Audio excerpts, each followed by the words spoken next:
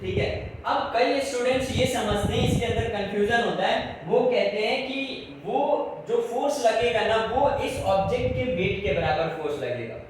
Object के wait के बराबर फोर्स नहीं लगेगा, ऑब्जेक्ट की से जो हटाया गया लिक्विड है उस लिक्विड के वेट के बराबर फोर्स लगेगा। ये चीज नोट करने वाली है, राइट। अब जो है ना, एक बात बताओ, मैं मेरा एक ये क्वेश्चन है कि अगर मान लो इसके अंदर कितना लिक्विड हटाया जाएगा, तो असल में जितना वॉल्यूम इस ऑब्जेक्ट का इमर्ज होगा उतना ही उसका उसी वॉल्यूम जितना इसके अंदर से लिक्विड जो है ना डिस्प्लेस होगा। तो मैं बोल सकता हूं कि वॉल्यूम ऑफ ऑब्जेक्ट जो कि जिसको ड्रॉन किया जा रहा है और वॉल्यूम ऑफ द लिक्विड जो कि डिस्प्लेस होगा वो दोनों बराबर होगा। और मुझे मतलब वॉल्यूम ऑफ ऑब्जेक्ट बराबर होगा volume of liquid displaced, right. और मुझे ये बात पता है कि जो डेंसिटी होता है वो होता है मास अपॉन में वॉल्यूम।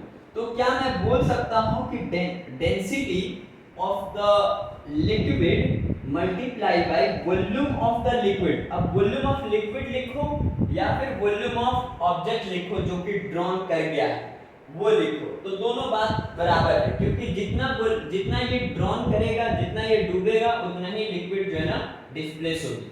तो volume of the liquid displace multiply is equal to what, the mass of the liquid. तो mass of the liquid displace होगा। और मुझे ये वाली जो मास ऑफ लिक्विड है, ये मास ऑफ लिक्विड को अगर मैं g से मल्टीप्लाई कर दूंगा, राइट, तो क्या मैं ये चीज लेके आ सकता हूं कि ये वाला जो फोर्स है ये फोर्स लग रहा होगा अपवर्ड डायरेक्शन।